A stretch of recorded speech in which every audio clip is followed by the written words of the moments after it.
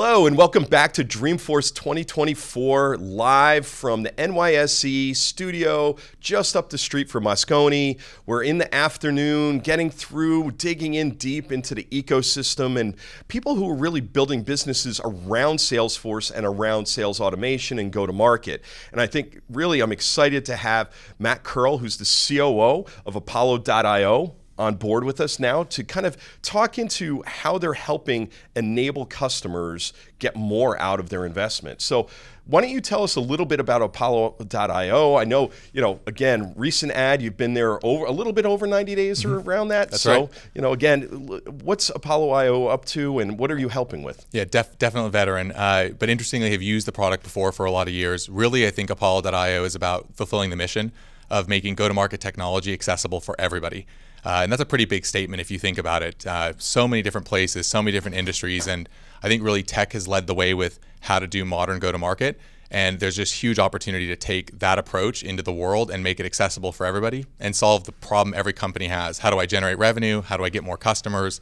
And revenue is like oxygen, you know that, so you can't live without it. I love that. Revenue is like oxygen. I would agree. I've never been the CRO, but I've been partnered up on executive teams with the CRO and go-to-market. I've run product marketing and marketing. Yep. So, having campaigns and building that into how the sales funnel goes. How are you guys really helping on top of Sales Cloud, and really what's the relationship with Salesforce and how does that work together? Yeah, if you think about Apollo's history, really, even rewinding the clock 10 years ago, the US kind of had a monopoly with data where there's really one, maybe two data vendors that actually exist. And so what that puts you in is really an environment where even Salesforce has to rely very heavily on data providers. And you think about the first thing you're going to do with any company, any product, who am I selling to? What are the companies? Was it about those companies that make them interesting to target? And then the question that's always next, okay, well, who of those companies am I selling to? Both of those things are core foundations of data, and Apollo really entered the market with that problem statement of how do we create another great quality data source that can exist, and that's really how it starts the relationship with the CRM. From there, when you look at what has happened in the CRM space, it's really just turned into a lot of tools that have been plugged into the CRM, but they don't think about one another, and they don't unify one another in a tech stack at all, and that creates a lot of challenges. But also a lot of opportunity. And I think Apollo is firmly in the ability to take data and do a lot of things in the go-to-market tech stack that is both complementary to a CRM or could even potentially facilitate as one if you had a simpler use case. So the big announcements this week are shockingly AI. Yeah, shocking. And I'm blown away. Jensen's on stage later today. The leather jacket makes another appearance. Yeah. So and they're a Salesforce customer. I know that from we were talking with a lot of the execs from Salesforce earlier in the day and yesterday. How do you see AI playing a role in the go-to-market space? Because to your point, having that intelligence about who you're talking to, the right times, where they are in the funnel, how does this really work, and how does Apollo really play a role in that? Yeah, I think the AI in RevTech has been around actually for a lot longer, even though it's becoming very vogue and sexy term. It's really coming into market like all over the place. And when I think about where it plugs into the go-to-market tech stack, there's a bunch of obvious adjacencies. The first are, how do I generate content? How do I do messaging? How can I do things that normally take a lot of time much faster? See a lot of problems there that are happening, but there's sort of that whole content creation mode that LLMs are amazing at. The second part is really, how can I use AI to augment the human? How can I use AI as an augmentation? I think a lot of people are going towards replacement. I think augmentation is going to occur before replacement. And really, there's a lot of places you can augment the entire go-to-market tech stack with AI. You can speed things up. You can make people a lot more effective.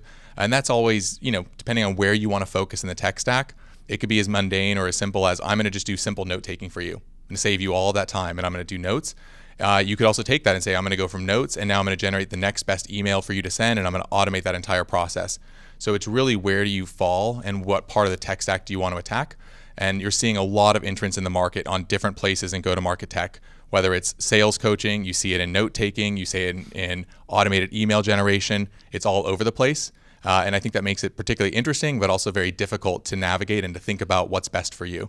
Yeah, I couldn't agree more. And I totally agree. And I think actually Salesforce's talk track around AI agents and stuff has been exactly what you said, which is it's additive, not subtractive to the human experience. It's how do you enable people to go faster? How do you enable them to be smarter and have more intelligence?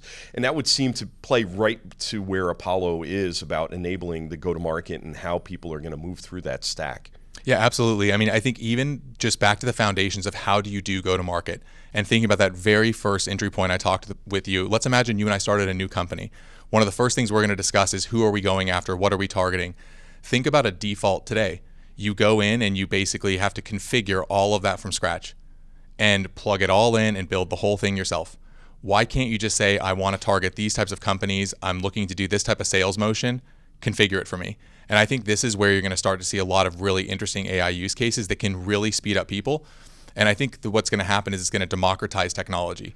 You know, where tech has kind of been held behind the power of you must have a Salesforce admin, you've got to have a RevOps team that can stitch this all together. We're not very far away from someone that perhaps is in a more traditional industry that can just pick up some AI-empowered, features or products and programs and type in a couple very quick things about what they want to do, and boom, they've got Rev Tech in a box. Right. And I think Apollo can play really squarely in that space, and I think we're extremely well positioned to do that. So let's talk about kind of your go-to-market motion. I think that, again, I've been told that there's a community-led, kind of product-led growth or PLG motion. How do you really engage with your customers as well? Yeah, the heart of PLG, I think many companies will now say they are PLG, and there is pseudo PLG or even PLS, product-led sales, and there's true PLG. Apollo is really true PLG, and so that means the vast majority of our OpEx goes into R&D. It goes into development, and I think you have to honor certain principles of product-led growth, which is usage comes first, monetization comes second. How do you build amazing products that people want to use, that are very valuable, that they want to try? And then you worry about monetization curves and those types of things later. It's a different type of discipline that you have to build into a company. It also attracts a different type of talent and a different type of person that you look for on your go-to-market sides as well. And it's really about augmenting and speeding up this time to value, starting with free uses, generating features that are really widely adoptable, very important, and people want to use these products. And then you figure out the motion of how to perhaps do large deployments in the enterprise later. That's really what differentiates PLG. What it does for a company like Apollo is it lets us test a lot of products at scale really quickly.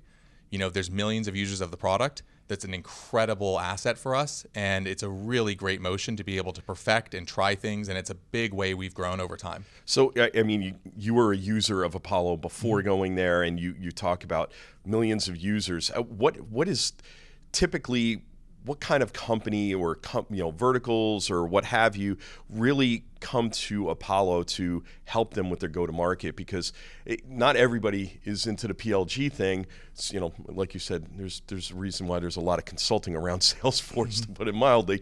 What is it? What does the ideal customer look like, or persona that's coming in? Yeah, it like happens with PLG. The more you develop, the more that shifts and moves over time. I would say if you were wound the clock on Apollo, 5 years ago, a lot of people came there for data. And it was, how do I get this data asset and use it really well? I was previously at Checker, leveraged a lot of Apollo data for different parts of the tech stack, predominantly on SMB data enrichment. It was a great way to do that. And I think that's sort of 5 years ago.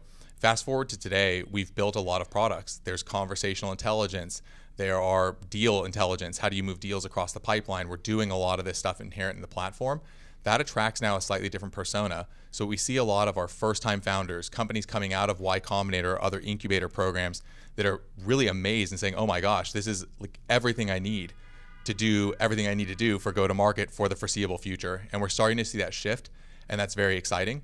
Additionally, what we're also seeing is back to this data point of when you think about this sales tech stack and how fragmented it's really become, because we're doing so many of the core pieces, the contact data, the company enrichment data, email engagement, conversational intelligence, you don't lose the data going from vendor A to vendor B to vendor C to vendor D. It's all inherent in the platform. And so we're starting to see a lot more deployments of our product into mid-market and lower ends of enterprise where people are wanting to deploy the product. And I think you saw those same type of burgeoning motions happen at most PLG companies. Likely Atlassian is a good example of starting with a bunch of deployments and then it kind of sprawls out, and we're seeing those same things. And we're very excited to be there with those companies and help them.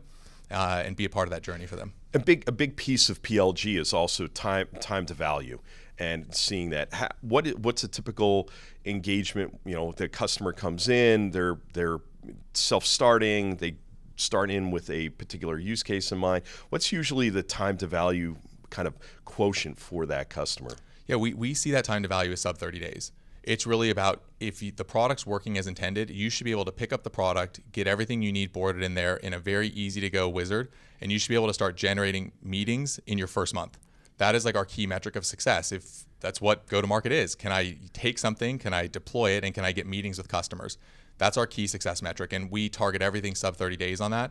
We think that's the right time to value. If you go longer than that, I think you really start to draw questions into, is the approach working? Is this right for my business? Or maybe even product market fit questions. Is my messaging actually resonating with the market? Which is not necessarily an Apollo challenge. That's more of a founder issue to weave through there. Are you able to? But to your point, I think, are you able to say, hey, here's where in the sales cycle people are getting stuck? Or things like, because like you said, if you're coming out of Y and you're trying to figure out, do you have product market fit? I may want to figure out, okay, I have my my people who are leaning in. I have also the first set of traditional leaner ins, and I want to see for the ones that we closed versus the ones we didn't, where I'm getting stuck in that go to market cycle. Is that something that Apollo helps with as well? Absolutely. Yeah, it tracks all of this natively, and exactly. It does exactly this, which is, if you're sending thousands of emails and no one's responding, you're going to see it right there in response rates. And we track a lot of these core metrics. So taking a more traditional channel like email, you can see the number of emails sent, the deliverability rates, the open rates, the read rates, the response rates, how many convert to a meeting. All of that's right in front of you, which sort of opens up what is happening. And there's so many benchmarks you can find on the web that are easily available about, is this a good open rate? Is this a good response rate? And I think that really gives founders a lot of feedback and go-to-market teams a lot of feedback about whether their approaches are working. Yeah. How long has Apollo been around?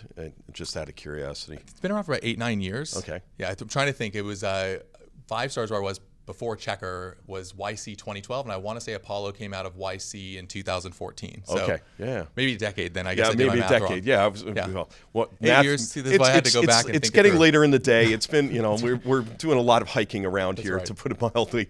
But I think what's really fascinating is that it's the idea of like full cycle sales too, and what Apollo is aiding in that. And talked a little bit about where Apollo is for that and why people should really embrace that.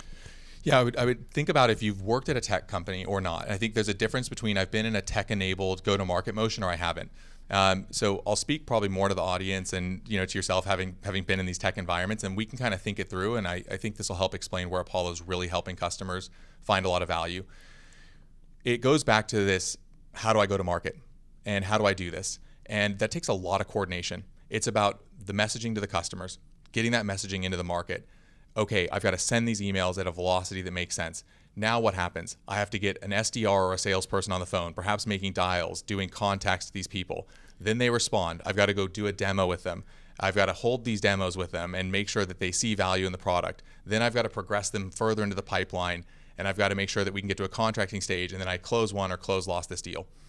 That's sort of the end-to-end process. And then when you look at the soup du jour tech stack that a lot of companies might have to pull that off, it's like 10 tools. So that's a lot of complexity. And I don't know if the value's there. Apollo's approach is really, let's simplify this and give it to you all in one. How do we let you do all of that inherently in the platform by itself? You can do every piece of that in the platform today. And what that results in is, number one, a way more simplified tech stack for the users.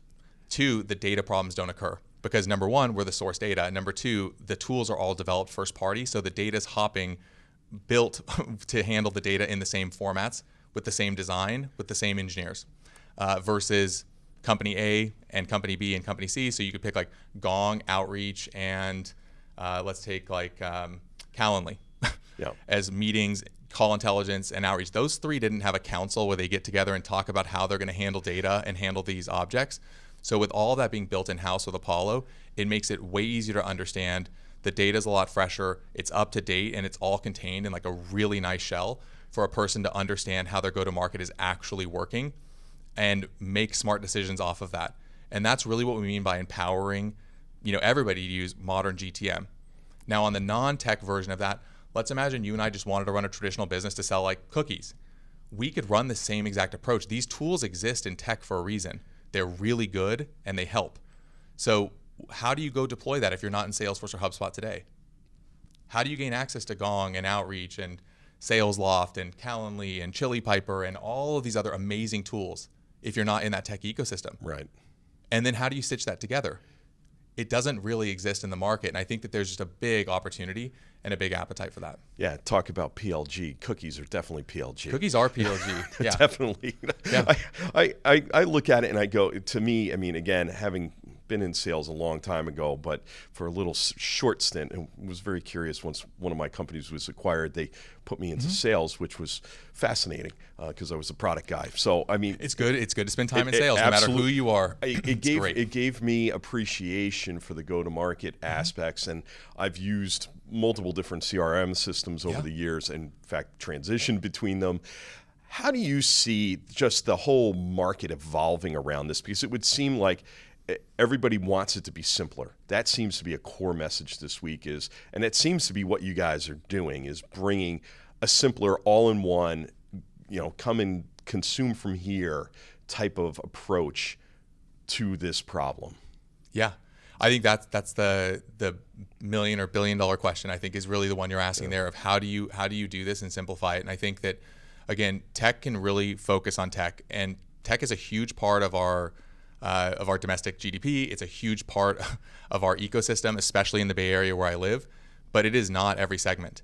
And I think when you look at a lot of businesses, they don't deploy modern tech stack. And it's for the exact reason you're talking about. Either it wasn't built for the type of CRM they're on or their platform, so it just wasn't built for that purpose. Or the second is it would require so many custom integrations and so much complexity that you start to wonder if it's really worth it. So I really do like, even though, it's a little bit in jest, that idea about, like, even if we were to sell cookies, pick a business model that you would think about starting from scratch, whether it's a tech business or not, and think about how would you go today to market and how would you do it at scale? And is there a great option for you outside of building something yourself on an Excel spreadsheet? And I think that's a huge latent opportunity and really where you're going to see this consolidation occur. Yeah, I think, again, it's one of those things that, like you said, if it's pizza, it's cookies, it's whatever, versus tech, I think you all have emotion, you all have offers and all of that. And like you said, do you go to a whole variety of a tech stack, or do you go to all-in-one? And I think that's the key with customers. Well, Matt, I really appreciate you coming on board, because I think this is really exciting, and it's absolutely something that I think AI will impact, and that customers are really looking for an easier, consolidated way to do this as well. So thanks for coming on board. Thanks for having me. Appreciate it. And thank you for watching this episode of Dreamforce 2024, live from the NYSE. We got more coming to you this afternoon. Stay tuned. We'll be back.